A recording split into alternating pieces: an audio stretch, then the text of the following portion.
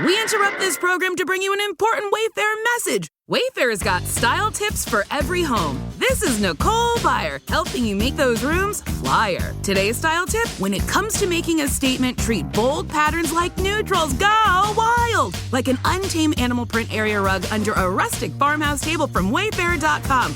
Ooh, fierce! This has been your Wayfair style tip to keep those interiors superior. Wayfair, every style, every home. We interrupt this program to bring you an important Wayfair message. Wayfair's got style tips for every home. This is Styles McKenzie helping you make those rooms sing. Today's style tip: when it comes to making a statement, treat bold patterns like neutrals. Go wild, like an untamed animal print area rug under a rustic farmhouse table from Wayfair.com. Arr, fierce. This has been your Wayfair style tip to keep those interiors superior. Wayfair, every style, every home. Ever think about your car being like a silent witness, always watching, even when you're not there? Well, that's kind of what happened in Texarkana, Texas, on Tuesday, March 25th this year. Oh, yeah, I heard about this. What was it? Some Tesla vandalism? Vandalism's putting it mildly. So these Tesla incidents suddenly became like national news, yeah. Yeah, I saw it was more than just someone keying a car or something. Right, we're not talking about a few scratches here. It's someone allegedly using, get this, a mini four-wheeler. Like one of those little ATV things? Yeah, exactly. One of those small quads like you see kids riding sometimes. Oh. To ram into, are you ready for this, at least one parked Tesla. No way. And then, and this is where it gets really weird, carving Elon into some other Teslas. That's so strange. What's the deal with that? It's a truly bizarre story, and it just brings up so many interesting points about, I don't know, like modern life. Totally. Which is why we're going to do a deep dive on it today. So, all right, let's get into it. You sent over a bunch of news reports, and we're going to unpack this whole Texarkana Tesla situation. Sounds good. We'll go over, like, you know, the sequence of events, the role technology played, the legal stuff that's happening now, and maybe even touch on, I don't know, some of the bigger picture societal things going on. Oh, without getting lost in, like, the constant news cycle. Exactly. So we get the core of it.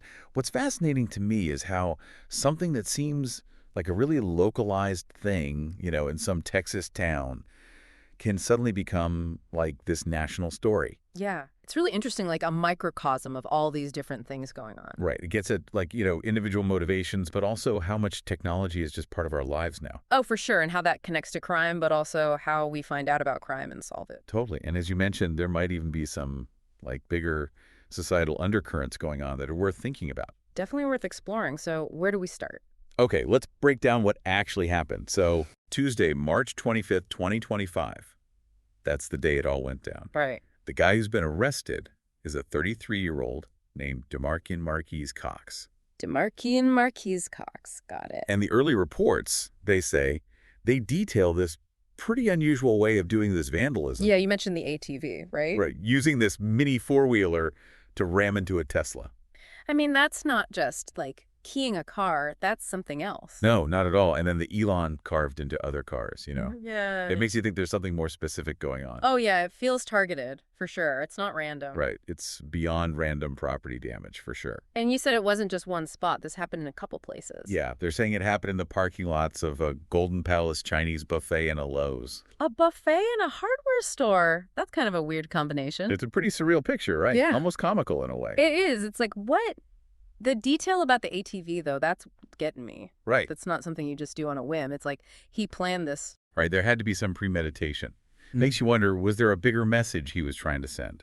Maybe he wanted to do more than just, you know, scratch the paint, make a real statement. And doing it in multiple public places. Mm-hmm.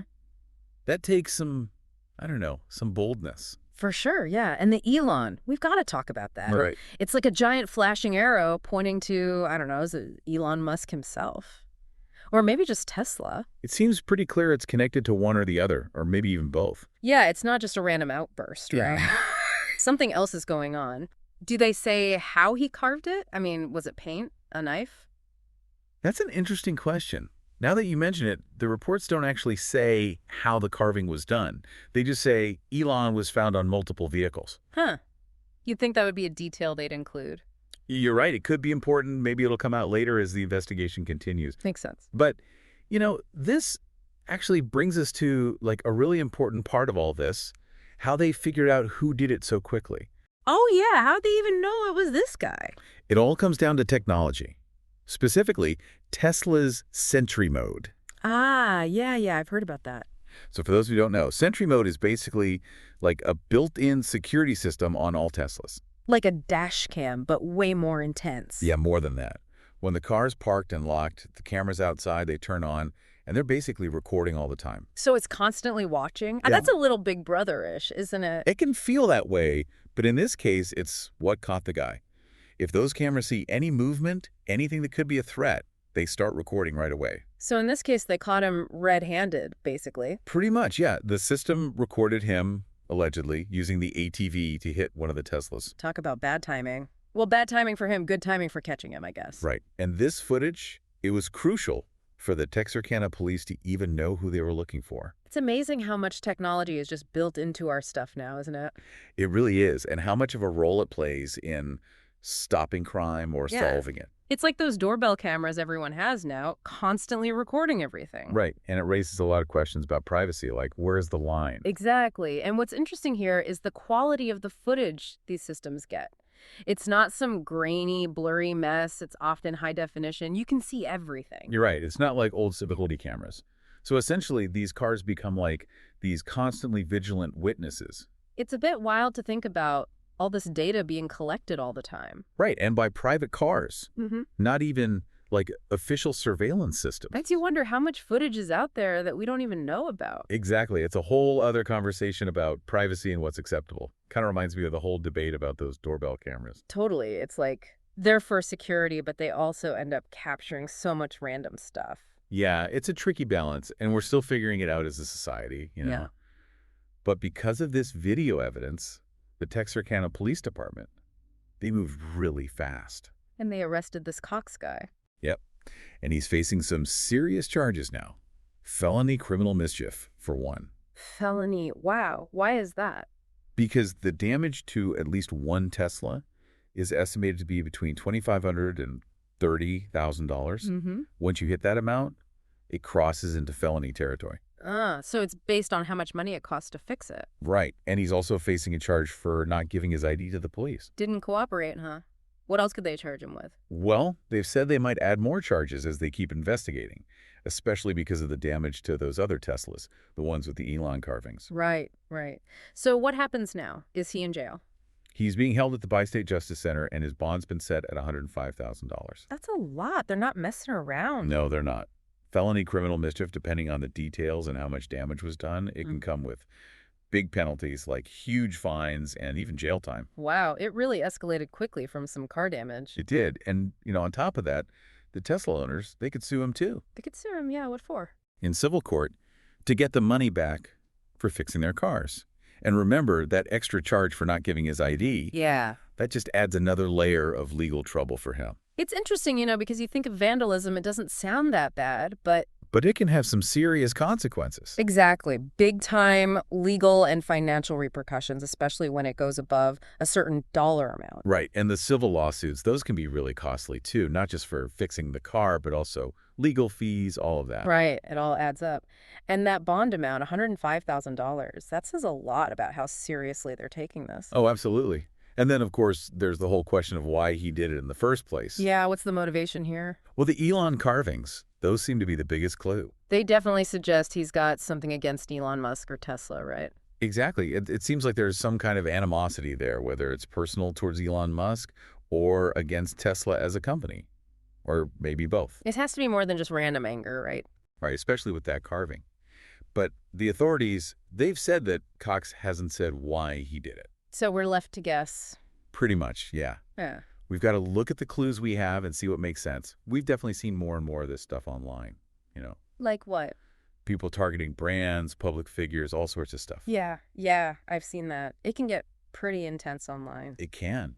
And it's driven by all kinds of things. Strong opinions, misinformation, even just negativity. Right. The internet can be a breeding ground for that kind of stuff. It can, for sure. And it's worth mentioning, although this is based on what's going around online and hasn't been confirmed officially, Okay. that there's been talk about the FBI maybe looking into whether this could be something more serious, like domestic terrorism. Wait, really? Because of some vandalism? It's not confirmed, but it's out there. It just shows how seriously some people are taking this and how vandalism, especially when it seems targeted like this. Can be seen as something bigger.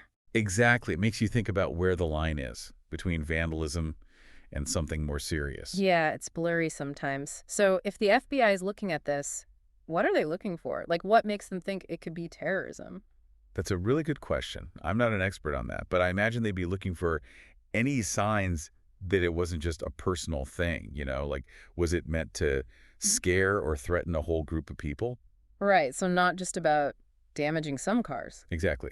They'd probably also look into whether there are any ties to extremist groups or if this is part of a pattern, like have other people done similar things? That would definitely make it more serious. For sure. And the fact that it involves Elon Musk, a very public figure who's known for being, well, controversial sometimes. That probably adds another layer of complexity to it. It does. It's not just some random guy being targeted. It's someone who's in the news all the time, who people have really strong opinions about. That makes sense.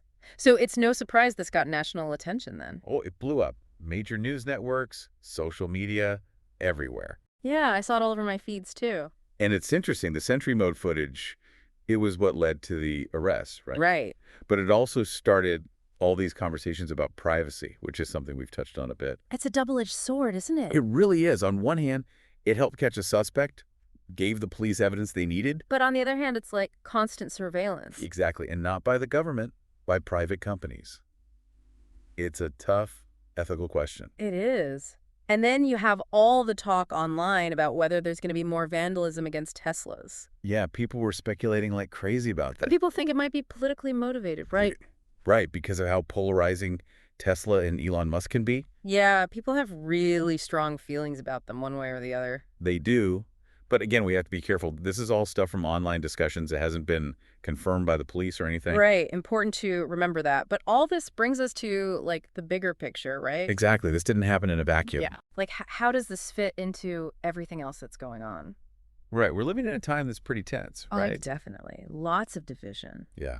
And it feels like all that tension can come out in weird ways sometimes. Yeah, this could be one of those ways. It could be.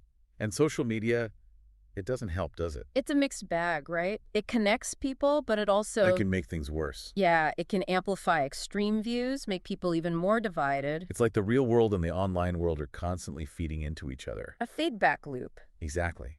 But it's important to remember, technology itself isn't good or bad. It's just a tool. Right. It depends on how it's used. And in this case, we see that duality really clearly. Like, on the one hand, maybe online platforms played a role in shaping this guy's views or whatever led him to this. But on the other hand, the technology, the Sentry Mode, that's what caught him. Right. It's a powerful tool for both stopping crime and solving it. It's wild. It really shows the complicated relationship we have with technology. It can be a problem and a solution at the same time. It really can. What about the police in all this? They seem to have handled it pretty well. Yeah, the Texarkana Police Department, they were quick, efficient. Got to give them credit for that. They did a good job. It shows how important it is to have thorough investigations to really follow through on these kinds of things. And their collaboration with technology, using that Sentry Mode footage, that was key. Oh, totally. That's what made the difference. It makes you wonder, what's next?